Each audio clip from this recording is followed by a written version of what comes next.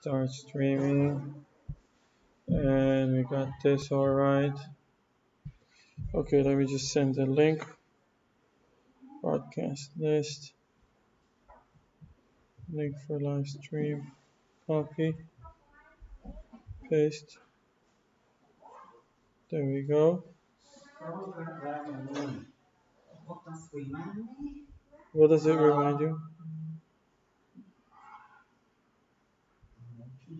Paste. Last context, the many people are not quite stressed, but in a Jewish context, reminds me of. Is this for me? Ah, for Demery. I thought you were giving me something. Okay. You're saying in other instances? There is a moment in the prayer and said that our ancestor Jacob had a challenge that was very strong for him. Okay. Just a free association. Yeah. Okay. It's not real cheesecake. It's imitation cheesecake. It's not dairy. It's not dairy. Yeah, non-dairy. Wow, it's vegan. Yeah. It is vegan. Yeah. It's made out of soy. Yeah, my wife makes it. Yeah. Yeah. No, we had real cheesecake. Shavuot was a time for real cheesecake. That's the thing. Yeah. Oh, the big kitchen, the secondary big kitchen. Anyway, so there was this person who lost his father. Sorry, lost his mother, and he went to synagogue. He started coming to synagogue, like it happens in some of these cases when people lose their parents or one of their parents, to come say Kaddish. And as he comes to synagogue, he becomes friendly with the rabbi, and they get close to each other, they become good friends, and then following the year of the Kaddish, because we say Kaddish for 11 months, he continued on his life. He didn't come to shul again, and shortly after he lost his, he stopped coming. So shortly after finishing a year losing his mother, he lost his father, and they were probably old or whatever. So, and he doesn't come to shul any longer. So the rabbi meets him one day and he says, "What's wrong? When you lost your mother, you came all the time to say Kaddish. The father had passed. Why don't you come to say Kaddish?" And he said, "Listen, I came to say Kaddish because you told us in one of your classes that why do we say Kaddish? The reason why we say Kaddish is to help the soul, to elevate the soul, to help it enter heavens." So he said, I said Kaddish for 1 year, and I helped my mother into heaven. And he said, if I'll say another Kaddish, I'll put my father in heaven, then it won't stay that way. It won't be heaven. They'll keep fighting with each other. So he said, I want to keep heaven as heaven, We want to put them apart. That's real faith. You're right. Yeah. This is a little joke. Yeah, bring heaven down to earth. Yeah. Right. Yeah. So, obviously it's a joke, but anyway, so I want heaven to stay that way. And getting those two people together is not necessarily the good recipe. Anyway, it is a joke, but what we're going to discuss today is a little more serious than this one. Life is very challenging for most people. Everybody has their good moments and their challenging moments, if you'd say it like that. But as a general note, life isn't easy, right? You start from a very young age to realize that life isn't easy, and the more your age advances, you understand how not easy is not easy or not simple. Even let's not use easy and difficult. Let's use simplified and complicated. Life is complicated to most people in most times, of course. Although we could leave alone that quote, ignorance is bliss. But we're not going to go that way, down that path. In many cases, we encounter people who are aware of their Judaism, and they perhaps would like to do something a little more in advancement of their Judaism and their relationship with God, but it seems like life isn't letting them. For instance, a person who's working, and they have to run shifts, or they have to, and one, they have to work on Shabbat, right? The person has to bring livelihood. They have to support their family, right? Or a person living in a place there's no Jewish community, and they have to eat something, so they would eat sometimes non-kosher food, right? This country, thank God, is abundant with vegetarian and vegan options, but other countries in the world, not necessarily. It'll be very difficult to you cross the border to China, and it becomes very difficult to find a place without any meat or any meat ingredients. So, what is a person, right? In China, it's not very common. Yeah, in China, it's not very. They have vegetarian, but not as advanced. No, here it's really advanced. Um, so it could be about someone who has a shop, right, or a business, and they have to open it on Shabbat because that's Saturday is the time when all the customers, right? That's the best day. A person has difficulty acting morally in their business, in their life, because everybody cheats and everyone steals and everyone evades taxes. And how would I be able to, all these excuses that come up? Some of them are actually genuine. And the question is asked: How is exactly what is exactly the way to cope with all these challenges? Obviously, it seems like living a life as what Torah wants us to live adds more complication to the already complicated lifestyle we all have. So, right, I say that as a person who practices it on a daily basis, and I'm fully aware that this isn't easy, right? It wasn't meant to be easy. Well, it's easier. Yeah, it's easier. Yeah. Yes, it is. It is still challenging. Here's a letter that the Rebbe wrote to someone. Actually, it's a very interesting letter. I could send it to you a little later. The whole letter. It's about someone who realizes they are. It's a man, and they realize they are attracted to other men.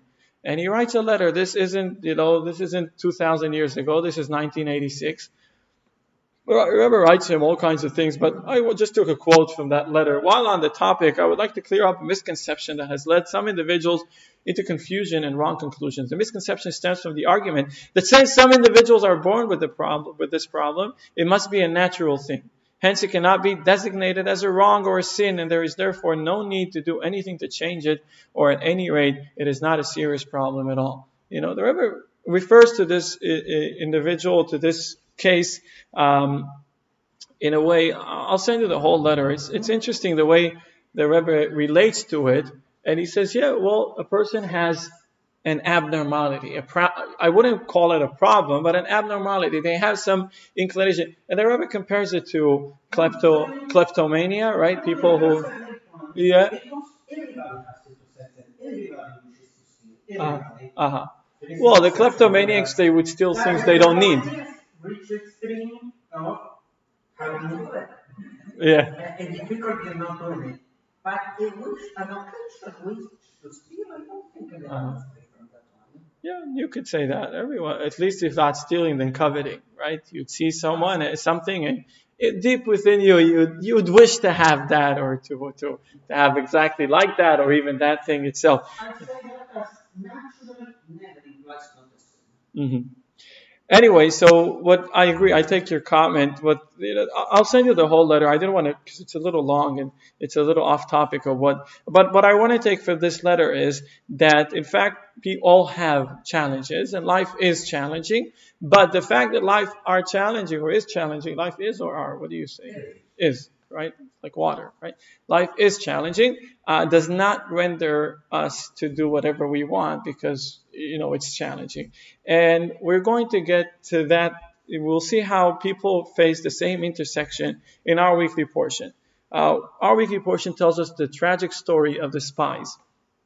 The story of the spies was happened during the time when the Jews were in the desert. This is Ruben and I spoke about it. It's Yon Gave Kadesh Barnea. They went on the detour and they came back to the same place. They were supposed to go here. This is one version. I found at least three versions of a map of how things were. Yeah, right. It's almost destination. Uh-huh. It's already the edge of destination. They were going, they were actually going for almost 38 years this way. They were just going, and they were just going in one circle, and they came back to the same place. Some encampments were as long as several years, and some encampments were a few days or even one day. I think the shortest encampment was one day. And they were supposed to go to Israel to enter from the eastern side, from the west side of Israel, going through, and that's exactly where they entered, eventually through Jericho, together with Joshua, and that wasn't through Moses. Anyway, they went, they got to Mount Sinai. Again, this is an estimate. We don't know where Mount Sinai was. I saw that it was here or here even, right? We had that. It's not known for sure. Anyway, so they were supposed to get from Mount Sinai and then get into Israel from the south of Israel. And in fact, the trip they took before entering Israel was supposed to take 5 days, I believe, and it was a miracle, and they actually went it one day. So they were at the eve of entering the promised land, and having everything checked perfect, right? Coming from a nation of slaves, going through all these miracles and wonders, the splitting of the Red Sea, receiving the Torah from God. Granted, we had an issue with the golden calf. There was something that we didn't want to be on the record, but we know we never erase things from the record, even the negative things. There was a mishap, and of course this was a tragic moment, but they finally overcome it, and they're willing to enter the promised land. And now they come with a very interesting proposal, and they offer Moses to send spies. To send spies to look at the land of how exactly we should enter. What is the way to conquer the land? What is the best physical way to get into the land? The land was inhabited by people who were there. It was called then the land of Canaan. Although this was a promised land, the land that was designated to the Jewish people from the day of creation. So much so, from the day of creation, this was the land of Israel was designated to the Jewish people. But it wasn't just a desert and no man's land. It had people in it. It had people in it, and they needed to go in.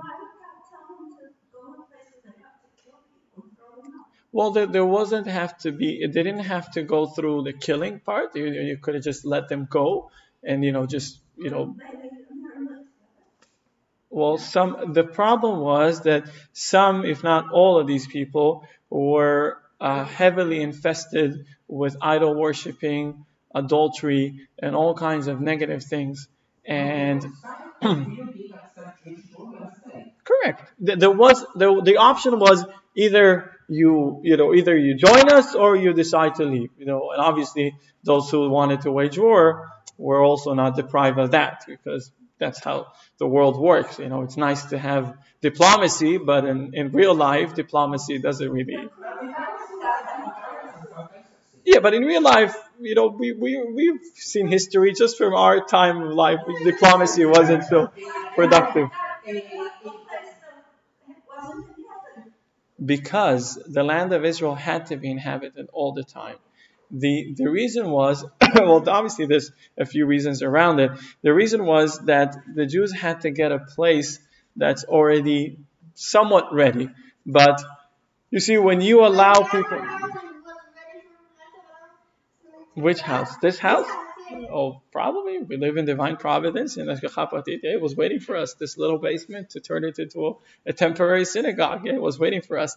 I don't want to answer that question off of my head. I know there are answers to it. I just didn't prepare that. I know there's explanations that are easier to digest than others. There's some that are harder to digest. I'm aware of that. In any event, the land was inhabited. And there were people in there, and they had to go in and basically conquer the land. So they asked Moses to send spies, and Moses says, it's not such a bad idea. One mistake. He did not ask God whether it was a good idea or not, right? He said, I want to send the spies. And God says, I'm not commanding you. Until now, everything Moses does is a direct command of God. And here Moses comes up with the idea. It wasn't his idea, it was their idea, but he somewhat liked the idea. And the reason why he liked the idea was he thought they'll come back and they'll tell us all great things about the promised land, the Holy Land, and so on. And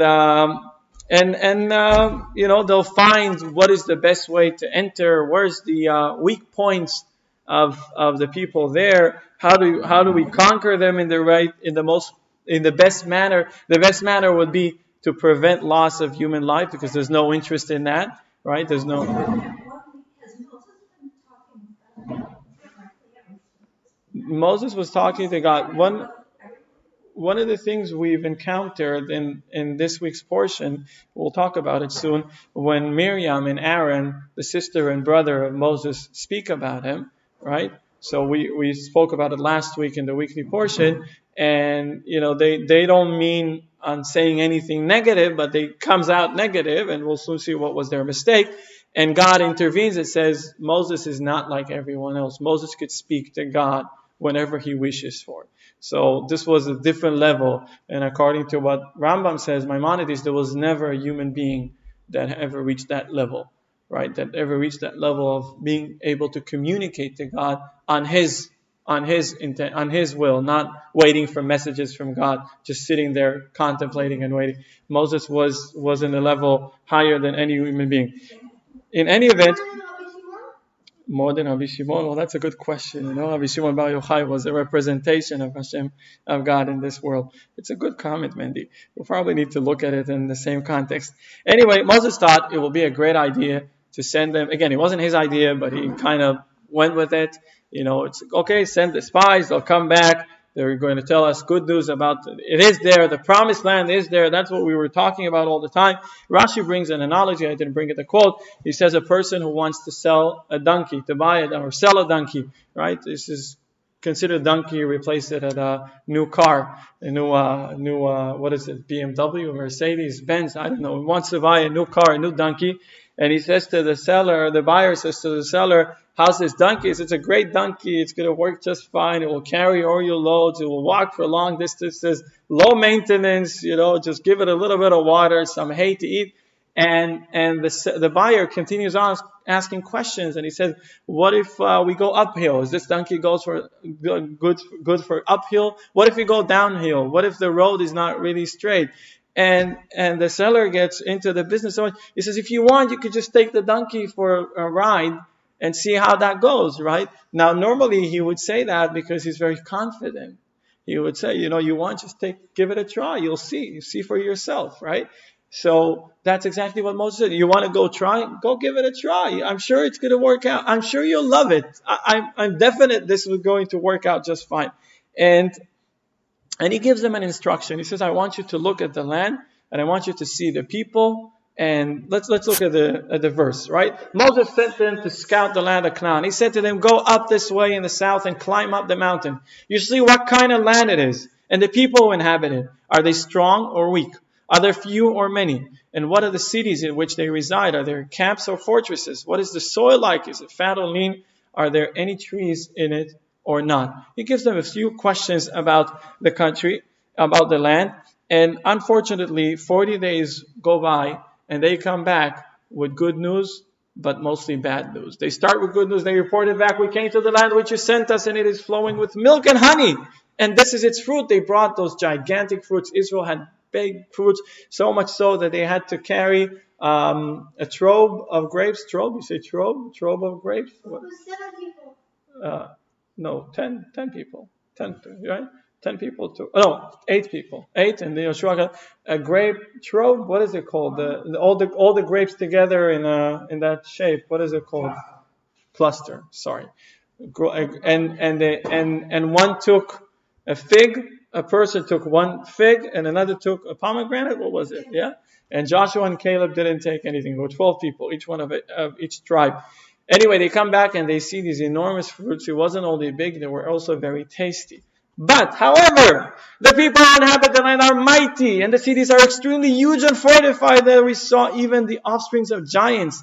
The Amalekites dwell in the southland, while the Hittites, the Yevusis, Hittites, that's Hittite, I say in Hebrew, Yevusi and Amorites dwell in the mountains region. The Canaanites dwell up on the coast and alongside the Jordan. We are unable to go up against the people, for they are stronger than us. They come back and they say, bad idea. Israel, bad idea. Desert is where we are and where we're staying. And in fact, we have already defeated the And they used Amalekites because the people had a very bad memory of the Amalekites. We did defeat them, but they expect that some of them surrender to us. correct. Yes, yes. And they quoted Amalekite because they wanted to scare the people. And so we'll see what exactly was in their mind. What happened? What went wrong? Right? The plan. Everything was supposed to be by the plan. You want to test the donkey? Test it. All yours. Take it for 2 days. Come back. I'm sure you'll love it. Right? That's what the salespeople say. Right? You could buy. You return it in 30 days. You could return. I'm sure you're not going to return. You're going to love the product. You'll buy 5 of those. Right? Salespeople. That's what they do all the time. Somebody mentioned to me the other day, I could be selling cosmetics as well. I was talking about one of the Jewish holidays. I said, you come, you love it, it's going to work out, it's going to be a great deal, and we'll have a great buffet. He says, what are you selling something? And you were saying what? You can, if you want to try a vegetable in the vegetable market, so you need to say, you try it for 5 days and then give me back. No, vegetables you can't return after 5 days, but anyway, maybe something else you could return. So they come back with bad news, unfortunately. The day they came back, the day is a sad day. Forever in Jewish history, it was the 9th of Av.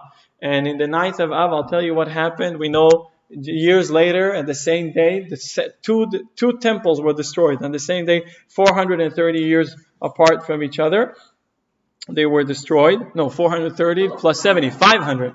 500 on the same day, 2 temples destroyed by 2 kingdoms, completely random. On the very same day, this was the 9th of Av. What happened is God turns this whole situation into, they turn it into a mess, and God says, very well, you don't want to enter the land of Israel? This generation does not want to enter the land of Israel? This generation will not enter the land of Israel. And God says there's no one to work. How many years? They went for 40 days. They toured the land of Israel 40 days. And God says a day a year. A day a year. It was a miracle. It was supposed to take 160 days. Rashi brings it, by the way, by the measurements, by the calculations that were supposed to go, it wanted to take 160 days. But they only did it 40 days. And God says a day a year. And then listen carefully. On this day, the 9th of Av, the day when they came back with the bad news, and they said, we're not going to Israel. And God says, okay, you don't want to go to Israel? You're not going to Israel. And the verdict was that the whole generation, 600,000 people, will die in the desert, not entering the land of Israel. Only the younger children who were younger than the age of, 20, I think? Yeah, young people who were not yet liable for the harshness of the sin, they were spared. So what happened on every year on Tisha B'Av, they used to dig graves. They used to sleep in graves on that night. And out of the people who dig graves, 15,000 people did not wake up the next day. So it was, on one hand, it wasn't a plague. It was a complete miraculous heavenly death, which was a part of obviously the punishment that they deserved for their behavior. So they used to sleep in graves for that day, the 9th of Av. And for 40 years, every year, 15,000 people did not get up in the morning. And that's how 600,000 people died in the desert. And the biggest question we have about the story of the spies, they came back, again, it was a bad idea to send them. It was a bad idea for them to come back. But what do we want from them? Look at what Ahmadadi says. What did the spies do bad? For Moses told them, we read the quote, and look the land how it is. So no matter what, they were obliged to answer him on what he ordered them. What is then their crime? And what is their fault when they said to him, alas, for the people is fierce and the cities are fortified and big. This was the truth. They reported the truth. Did he send them in order for they to testify in falsehood? Even Moses, our master, said to their descendants similar things. This is going forward 39 years on the eve of entering the land of Israel, and exaggerated to them about the strength of the people and the fortification of their cities and the power of the giants, much farther than what the spies told their forefathers. That is stated, listen, O Israel, this is a quote from Moses. You are crossing today the Jordan to enter and inherit nations greater and more powerful than you, cities great and fortified in heaven, and nation great and high, descendants of giants of whom you know and have heard, who can stand up before descendants of a giant. Moses himself gave such a speech. A few days Yeah, the decree was already made years before. Yeah, but this was his last speech, not his last speech, probably his last speech. And then, of course, he passed away, and Joshua was the one to enter the people into the land of Israel. And the question is, what do we want from the spies? They were ordered to give a report, and they did not lie. They reported what they had visioned. They did not do anything wrong, apparently. And the Rebbe is bringing another question. He says, their mission was to find out how to conquer Israel through natural means. Since if by miracle, what is the point in asking, is the nation strong or weak? If we are relying on miracles, what do we care? If there's a lot of people by the border, or if there's a fortress, or just a bunch of tents? If we're talking miracles, God can make miracles anyways. What's the difference? But if Moses is asking them for a full report on what goes out by the border, how do the people are they ready for war? Are they weak? Are they strong? What are we getting from all that? We understand that Moses is trying to find out the natural means of how to conquer the land physically. And when they come back, what did they do wrong? They just reported that, that this place is very hard to cope with. So hard that it's literally impossible to get into the land of Israel. And of course, we could claim that they might have had to rely on miracles, which actually happened. If you remember, fast forward, we were saying Moses was giving that speech, then he passes away, and Joshua brings the people into Israel. Do you think it was an easy war? No, not at all. The walls of Jericho, we know the story, they blew the horns, the shofar, and they turned around for 7 times, and the walls of Jericho actually sank into the ground in a miraculous way, and the enemies had to flee, and it was a big miracle. So obviously that will happen. Eventually they did go in with a miracle. So what do we want from them when their order was to find out how to enter the land of Israel? That's exactly what they did. They said, we cannot enter the land of Israel. That's how they came back with. And so what made God so angry? Why God said, okay, you don't want to go to Israel? Don't go to Israel. You want to be in the desert? You'll stay in the desert. You'll die in the desert. That's the statement God says. You'll die in this desert. You don't want to go to Israel? You want to stay here? You'll stay here. That's it. Why does God respond in such a way? What's the story? What really triggered such a harsh response of God? And we could look at a little bit what the Talmud says.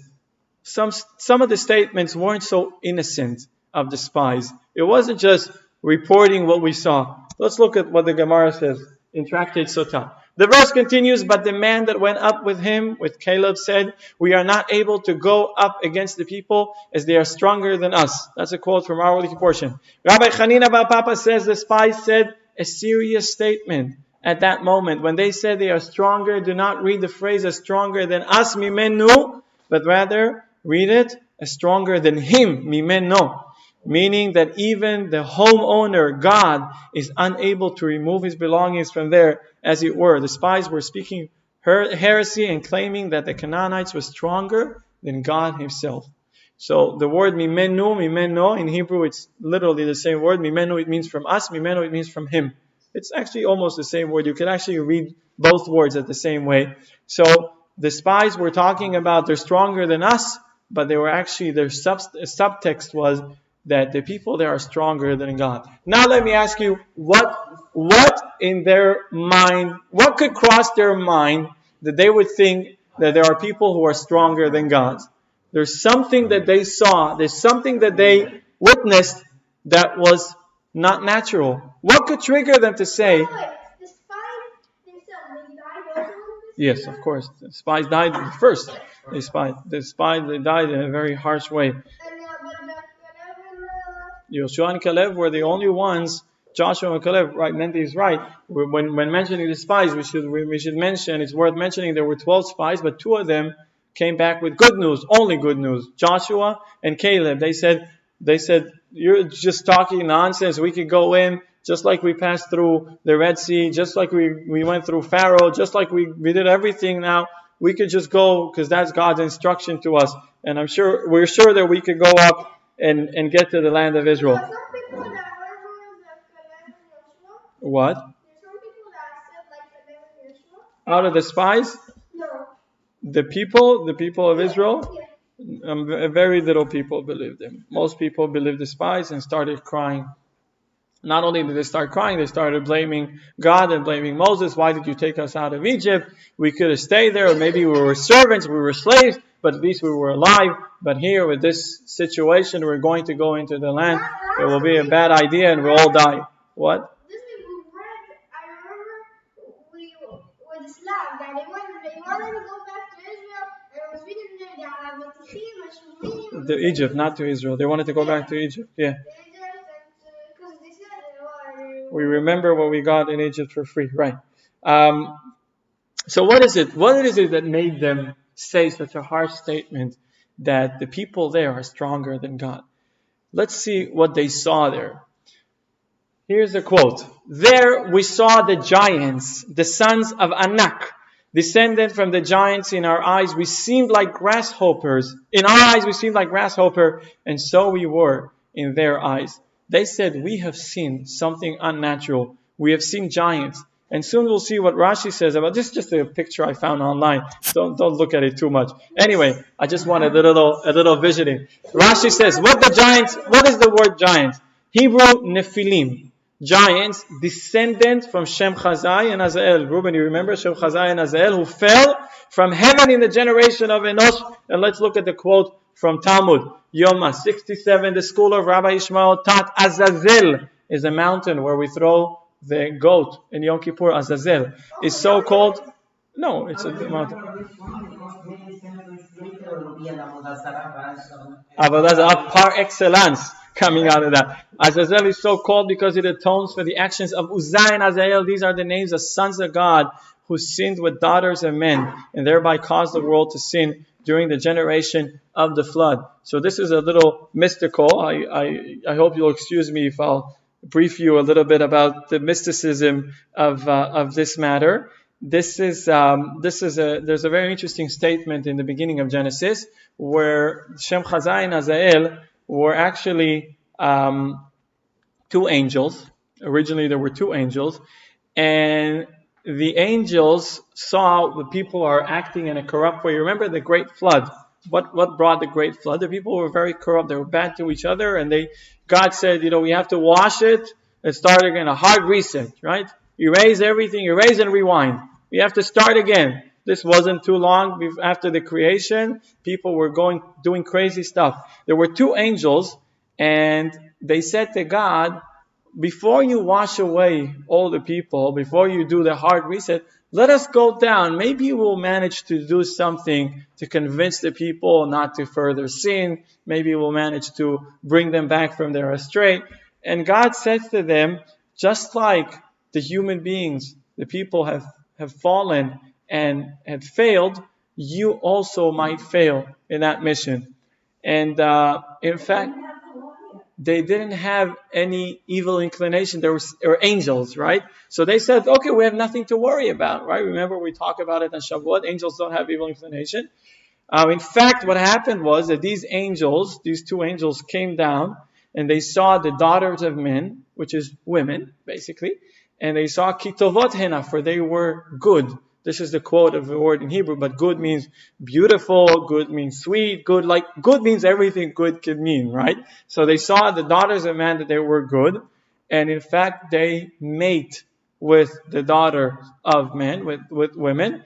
And it says in Kabbalah that this mate or this intercourse between angels, again, sons of God, daughters of men, as abstract as you try to tune your head into making it sound, this intercourse is in fact what motivates the inclination of sexual behavior until today. This because what we call it an inclination, or what we call it, some people call it desire or even lust. Something motivates. What motivates it? In fact, that's the first mate, the unnatural mate between angels and human beings.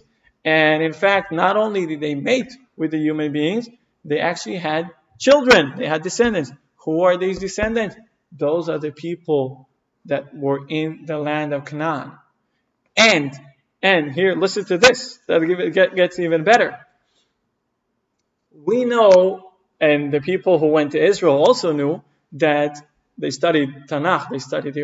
They went to Hebrew school probably, so they know what it is.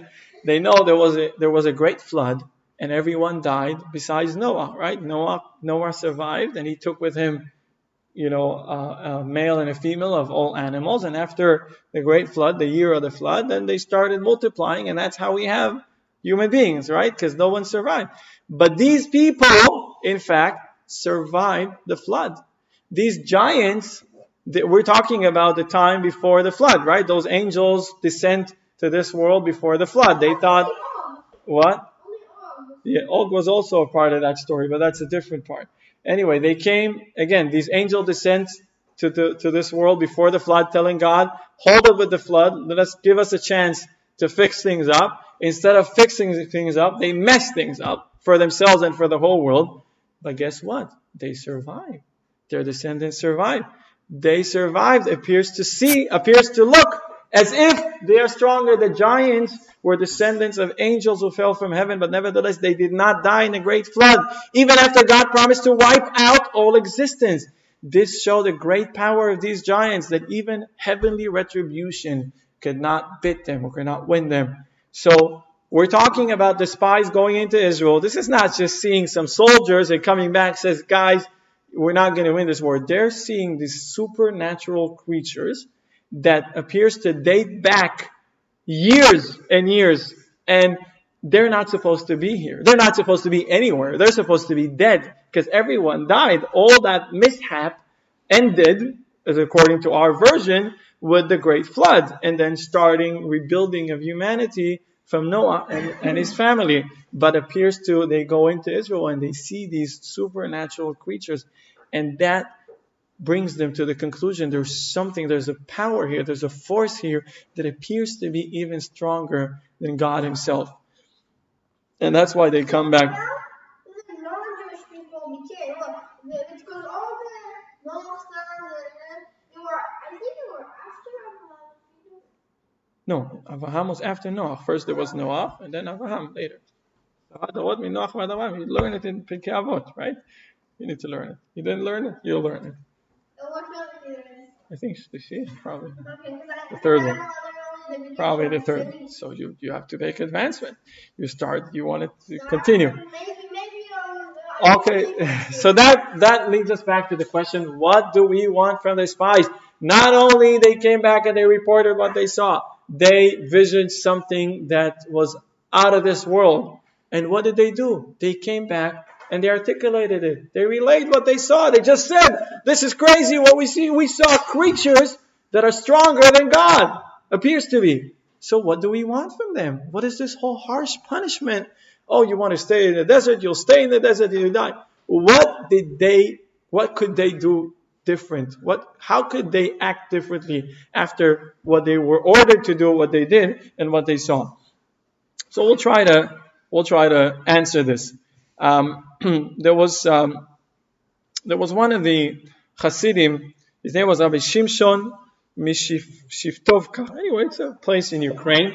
And Rabbi Shimshon wanted to go to Israel, and he actually made it when he was a little older, or a lot older. He managed to get to Tiberias, Tveria. You know Tveria? You've been to Tiberias? You've been to Israel already? You've been, right? Josh? No, you need a courier.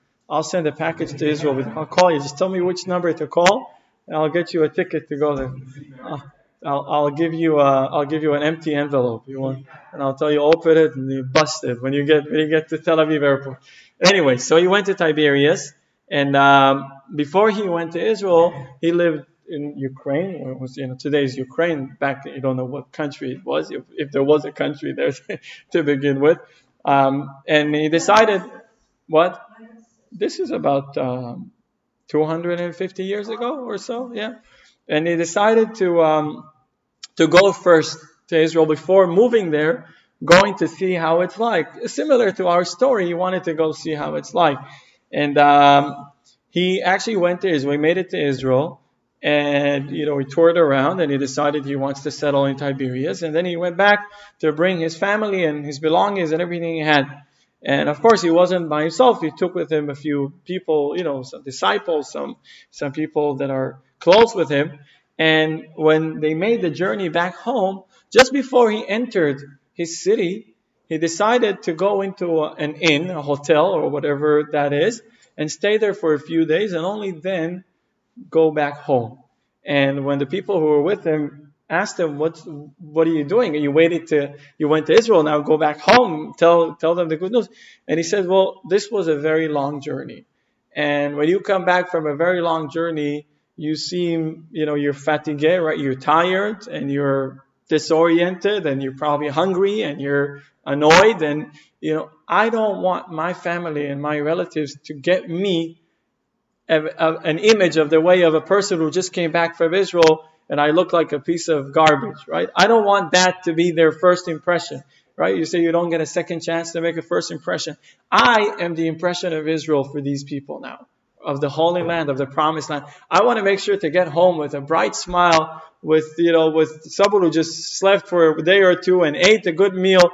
That's how I want to enter my house. That's how I want to go back home. I don't want them to get a negative impression. Now, I could come a little pissed and a little upset, and I could tell them, no, Israel was great. It was just we had to walk for 2 weeks, and that's why I look like I look. But all these are excuses, explanations, right? I want their impression of someone who came back from Israel to be a very positive one. And in fact, what we have against the spies, or what God had against the spies, wasn't the content of their words. It was the way they convey it. It was the way they relayed what they had to relay. And, you have someone someone you like, someone you're friends with. And that person, you get closer to them, and you realize that they make mistakes sometimes, or even more than sometimes. And you realize that in their personality, they have some issues that requires refinement, that requires some fine-tuning, or sometimes even less than fine, or more than fine-tuning. What do you do with that information? If you really care about that person, if you really like that person, you will approach that person privately and you will whisper in their ears, since I became close to you, since I've known you now, since we've shared our life, career, apartment, whatever for all the time, I got to tell you that A, B, and C is not really the way they should be. Instead, when a person getting close to someone, and then instead of approaching that person and telling them where their flaws are and how they need to fix, they write on Facebook, they upload picture, they go on Twitter, and they say, oh, by the way, I got close to the so-and-so, I got to tell you all about it. So-and-so is a scumbag, and he is a phony, and he says things he doesn't mean, and he does crazy stuff, and I've been in their house and in their office and in their bedroom, and it's crazy. And what's going on? If you care about that person, you see some issues, don't make a big media outlet out of it. Go to that person, confront with them on a private basis. Tell them, see what was wrong. Don't ignore the facts. But there's a way to relate to it. There's a way to talk about it. There's what to do. When the people who came back from Israel came back with bad news, and that was bad news, it wasn't the fear of going to Israel and fighting the enemies. They had an agenda. They wanted to stay in the desert for some reason. And if they saw some flaws in Israel, they should have just, get those fruits, tell everybody great, and then go into a corner with Moses. Give him the briefing. Tell him what was wrong. Tell him all those giant, supernatural things, God, all these stories really happened. But why do you make it into such a thing? If you have a problem, if you are aware of something, try to fix it in the right way. So it's not what they say, it's how they said it. It's not the content of their words. It is the whole, fiasco they did from this whole story, where everybody started crying and they continued on preaching, we won't never get to Israel. This is not the promised land. It cannot be the promised land. We should have stayed in Egypt. We better off as slaves than dying in a war against this country. We don't know if it belongs to us. And they had all their agenda, which they preached. And unfortunately, this was the response of God. Yes? The suggestion of going back to Egypt, which apparently was not acted on as far as I know, Was that from the 10 spies or from the people who listened to them? Well, it doesn't. There's no clear distinction of who proposed it. It seems like the people were based on the report, which again was not a false report. It was a real report. It's just the way it was reported. Based on the report, the people said we're better off in Egypt than going into. This is a suicide. This is not going to work out. And the people, the voices sounded, and people were crying, shedding tears, and they were arguing, and they were claiming, Moses, what did you do to us? You promised us all these promises in God. You told us we're going out of Egypt, we're going to the promised land. What did you do? How could you do that to us? And all these things, they appear in the weekly portion. You could open up the Chumash and see all these things. And through that we can understand something that Rashi brings at the very beginning of our portion. Rashi says, why is this section dealing with the spies written right after the section dealing with Miriam? Remember we spoke about Miriam, she said about Moses, because she was punished over matters of slander for speaking against her brother. And these wicked people witnessed it, but did not learn their lesson. They saw what happens to someone who speaks slander. She was punished, they had to wait, and the story. And the Rebbe brings out a further explanation. Miriam's sin wasn't talking about Moses. It was the fact she elaborated and discussed it with such detail. So to the spies, their sin was empowering and enlarging the strength of the inhabitants in such a way that deterred the Jews completely from going to Israel. You want to give a report? Give a report. First of all, who sent you? Moses sent you. Who gets the report? Moses gets the report. Like everything, you know how it goes. You have to report to someone. You don't gather the whole office when your boss asks you for an assignment, or even more so in military matters. You have a direct commander who gives an order, and who do you come back to? The same commander. Moses sent them with clear instructions. He said, this is what you want to find out. Come back with information. What is this whole gathering about? Why are you gathering, congregating the whole nation, conveying the bad news? What is wrong? Why do you do that? And in fact, this is the biggest argument we have against the spies. It wasn't what they say, it's how they said it. And that's what caused God to respond in such a disproportional way, which we call it disproportional, but eventually we know what happened. They had to stay. So this is a clear, a simple explanation. But let's look a little bit deeper into a little deeper explanation to that. So there's a story that's written. We have that book here upstairs. It's a book called Abba from Ari Smith, right? Ari Smith is Orenstein, right, from Netanya. Anyway, there was a guy named Abraham Rothenberg. Abraham Rothenberg in the 50s. He's originally from Israel, and he lived in New York with his grandmother. And he lived actually across 770 Eastern Parkway. That's the Rebbe's, that's the Rebbe's shul, the synagogue. That's where the Rebbe used to do his public gathering. And although he wasn't Lubavitcher, he wasn't Chabad, but of course, living across the street from 770, you obviously walk in, even just for a minyan. Obviously, you walk in and you see the enthusiasm and you want to be a part of that. So he was attending some Farbrengens. Farbrengens are the public gathering the Rebbe had. If you see some pictures and videos, hundreds, thousands of people are gathered in this synagogue, and the Rebbe was giving words of Torah, words of encouragement, and so on.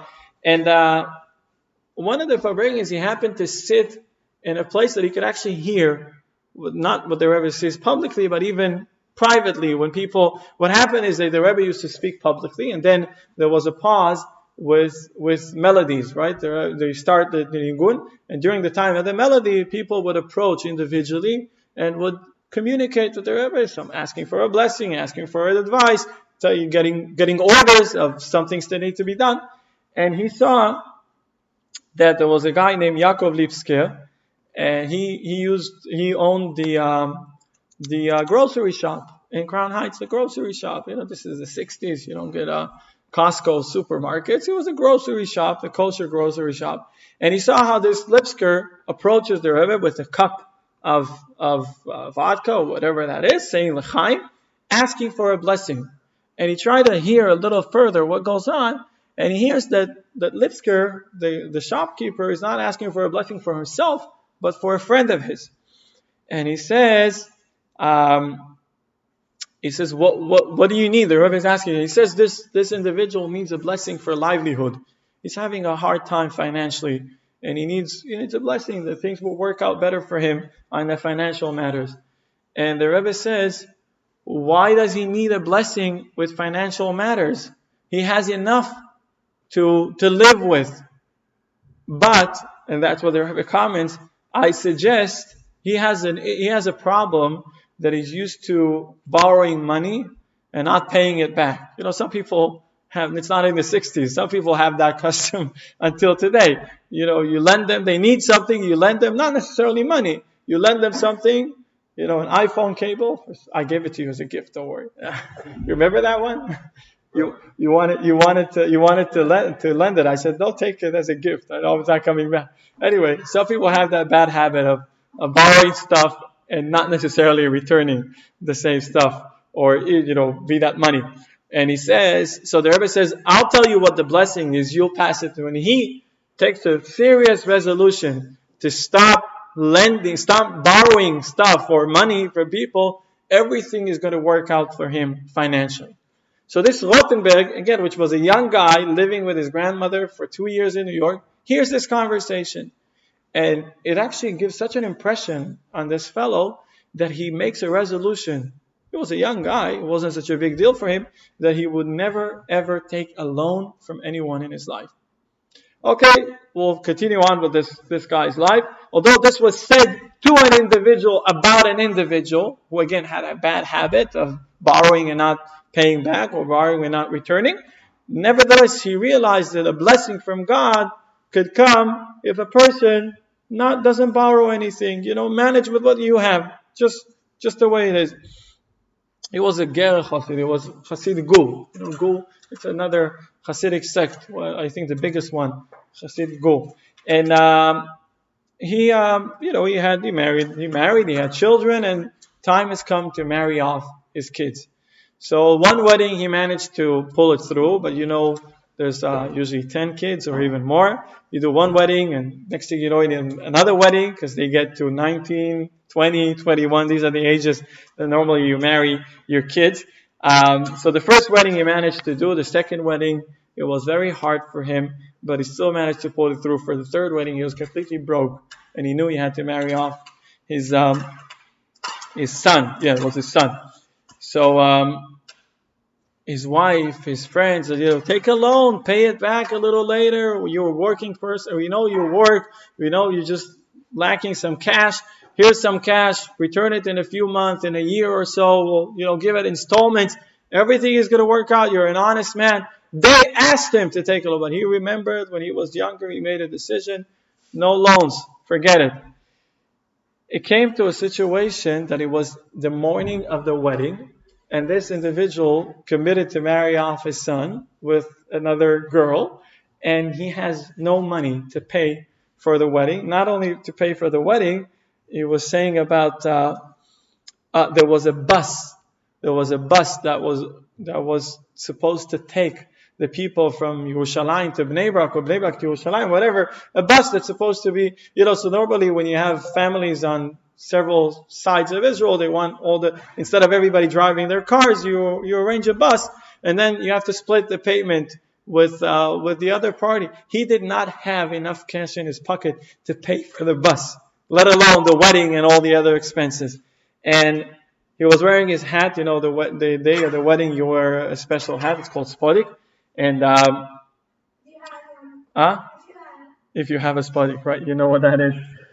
And as he's walking in the street, somebody stops him and says, "Are you marrying off your son today?" And he said, "Yes." He said, "I got some money for you." "What do you mean you got some money for me?" And he said, "I just came back from New York." "Okay, I just came back from New York. And the Rebbe gave me a sum of money, a substantial sum of money. And he says to me, 'You're going to Israel, right?' 'Yeah.' Sometimes when you're in Israel, you could encounter someone who has a wedding but has a hard time paying for the expenses. Why don't you give him this envelope? If you meet someone, somebody walks into the Rebbe's room in Brooklyn and he says, 'I'm going to Israel.' 'You going to Israel? Here's some money.' Sometimes you meet people who marry off their children and have a hard time. Why don't you give this to who, what, no address, no name, no nothing, what city? Israel is not very big, but it's quite big. And he says he walks down and he sees this person wearing this hat, meaning that there's a wedding today. And he says, this is for you. And then he realized that eventually, it wasn't only the resolution he made in front of God, it's God sending him the money from another way, right? This was the real strong resolution he did. He's not going to take a loan. And here he gets a gift directly from the Rebbe, which because of him, he had that resolution. Life is challenging. We started with that earlier. And we know that we have good plans. We want to make good things, but sometimes the reality doesn't let us do it. And this could happen on a personal level. It could also happen on a global level. This was, the first years of Israel after the establishment of Israel in the 50s and the 60s. So Israel had built this, or it was actually before the establishment of Israel, the company called SIM, right? SIM for deliveries around the world. What's it called? For the containers, shipping, right? Freight. So the Lubavitcher Rebbe said that since SIM is an Israeli company, and the captain and the people, the staff on the boat are also Israelis, they shouldn't be, or Jewish, they shouldn't be traveling on Shabbat, right? Because Jewish people are not supposed to be traveling even in a boat on Shabbat. And this seems kind of out of place. The Rebbe was really fighting about it. He was talking to government officials. He was talking to chief rabbis in Israel. You got to make sure they're not going on Shabbat. You got to make sure they're not traveling on Shabbat. And finally, they got through to him and they said, "What do you want from us? This is the way we make money. You can't just have a whole fleet of boats to stop whatever they're doing on Shabbat. It just can't be. We're running merchandise from Israel to the Middle East, and they started an Asia department, right? In Taiwan, there were people, years ago, there were people who worked for Tzim in Taiwan doing, shipping and all that. So how could you can't run a country based on religion. Religion say you can't work on Shabbat, don't work on Shabbat, because then we're making money here. This was in the first years of Israel, this was a great boost for Israel's economy. This was a great way of making money, a great way of revenue. And you can't run a country based on the principles that you just presented. You have to stop on Shabbat. And this was exactly what the spies were saying. The spies were saying, yes, Hashem, God told us to conquer the land. But this is impossible. How can we conquer the land where there are giants and this and that? God's plan, great. In reality, you can't do it. No way, Jose. You're not going there. It's not going to happen. That's what they told the Rebbe. We're not stopping on Shabbat just because you say we have to keep Shabbat. It's not happening. And this was a mistake. And this is a mistake. Because if God had asked us to do something, then it is possible. You see, the Jewish way of saying it, instead of asking if I can do it, you need to ask how I can do it. In other words, it is God's job to determine if a person could do something or not. If God is instructing you to do something, is ordering you to do something, and it doesn't matter whether He reveals Himself to you personally, or He had inscribed it in the book of laws in Torah, which was written by God, by Moses, through God, of course. So it doesn't matter if it's personal to you or as a global instruction. If God instructs you to do something, then you don't ask if I can do it. You say how I can do it. And in many opportunities, the Rebbe brought what is brought in Yalkut Shimoni, Istakel B'oraita V'Alma. The Torah embraces the whole world. And as our sages of blessed memory express it, namely that the Torah is the divine blueprint of the whole creation with all its particulars. Torah is the blueprint of the world. It is the architecture, structure, and the way of how the world was created. It is brought normally when you want to build. We're now engaged with a building project. All the drawings, all the sketchings, all the plans. Yeah. Right. It's a good picture. So, you have to have blueprints. What is the blueprints of the world? It is God, it is the Torah. And let's take it a little further. Reuben, Torah is the code of the world, the source code of the world. The source code, it is everything that you want the program to execute everything after compiling it, you start from the source code. So in other words, God had created the world after looking at the Torah. So there's no way that He is going to ask us to do something, and the world will be blocking it. Why? Because who created the world? God. How did He create the world? With the Torah, after the Torah. So what Torah instructs you to do, you are capable of doing. And that's a very important notion. And that's what was lacking for the spies. It wasn't a matter of, we could say, the way they said it and rebelling against God, heresy, all these things. But where does it come from? Where does it stem from? It stemmed from the fact that they thought, and they really had that in mind, that even though God had asked me to do something, God had instructed me to do something, Moses had told me in the name of God, but still, practically speaking, I can't do it. Impossible. Me'banfan. No way. Right? No way.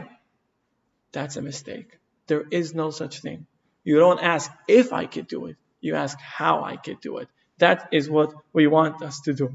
And this is because you can do it. Right.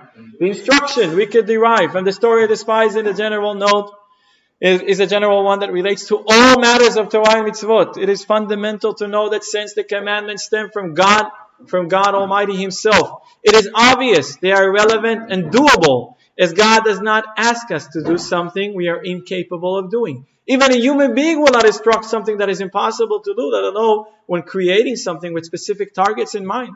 How much more so when it comes to the Creator, who truly knows what we are capable and moreover endows us with powers to overcome all difficulties we may face. And indeed, this is what we could take from the story of the spies. They went to Israel with one clear mission. Their mission was how to conquer the land of Israel. Notice they were never asked if to conquer the land of Israel. They were asking how to do it.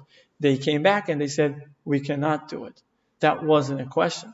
The question was how to do it, not if we could do it. That wasn't what they were asked. But it wasn't just a matter of wordplay, if or how. It is the whole approach, the whole set of mindset, right? The whole attitude, the mindset. And that was a mistake. And again, we have Torah telling us the mistakes. Why does it tell us the mistakes? So we can learn from the mistakes, right? It's so much easier to learn from the successful child. Just do what this guy does and everything will work out. Well, guess what? It's not always like that. Sometimes you need to learn, and in most cases you need to learn from the mistakes of the people who came before you.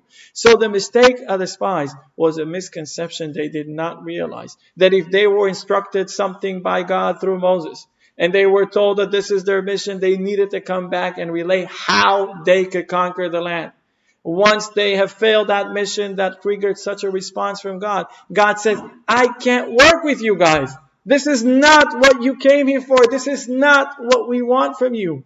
And eventually they had to die. And a new generation had to come. And that generation was worthy enough to go to Israel because they learned from the mistakes of their predecessors. And they realized it's not a question of if, it's a question of how. And this, if you want, is very relevant to every individual. Because we know that God had created the world. And we know that before creating the world, He created Torah. He wrote the Torah, and the Torah is the blueprints of the world. You have to remember that. And when you are facing a challenge, you should know there's only one way. It is the way of God. Does it seem impossible? It seems unbreakable? It seems like you can't do it? It just seems like it. If you're going to push hard enough, if you're going to use your intellect, use your emotion, use society, use the people around you, utilize all the tools that you were equipped with, you will see that you will manage to go through that challenge and you will manage to live a life. Somebody was asking, easy or not easy? Nobody promises it's easy, but you know what? Easy is not satisfying.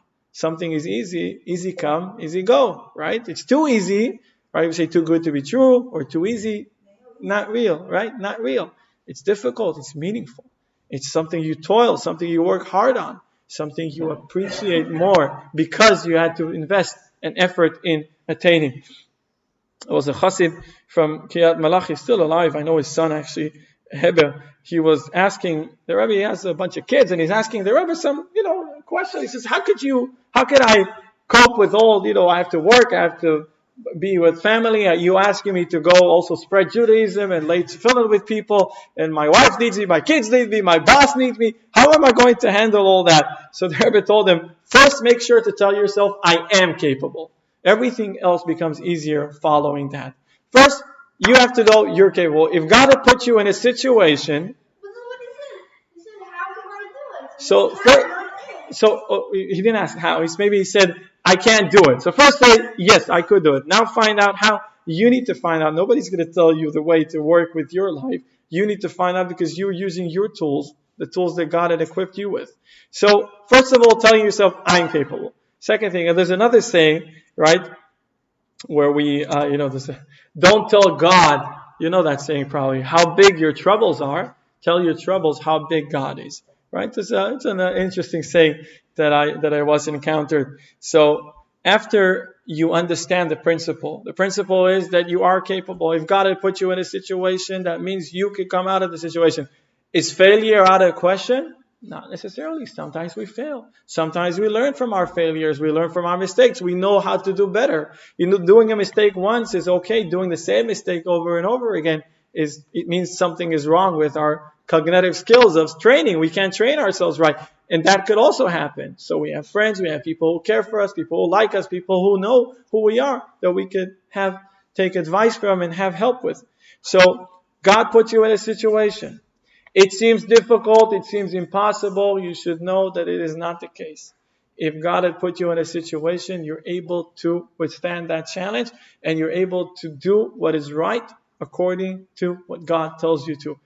It appears difficult, it is difficult. But because it's so difficult, that makes it so meaningful. So, again, what we could get from the story of the spies, after all what we have said, is really the idea, the notion that we understand as Jewish people that God had equipped us with the forces, the energies, the abilities to withstand any challenge that I will face. I am not able to face to withstand the challenge you face, and you have different challenges than me, and I have different challenges than you, and everyone has their challenges. God knows exactly what we're capable. He is the only one who knows what we're capable. Sometimes we don't know ourselves what we're capable. People are stressed, right? There's projects to finish, and there's timeline, and usually the last few days you could do more than what you did for the past few months.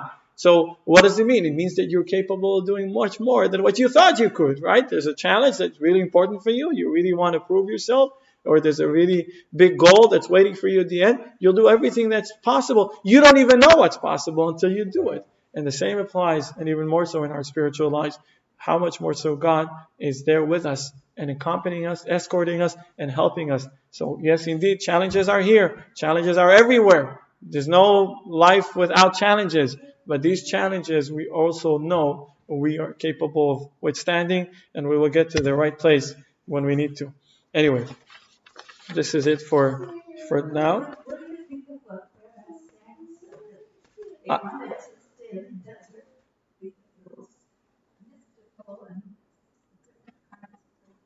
Yeah, this concept is elaborated also in the Rebbe's Torah, where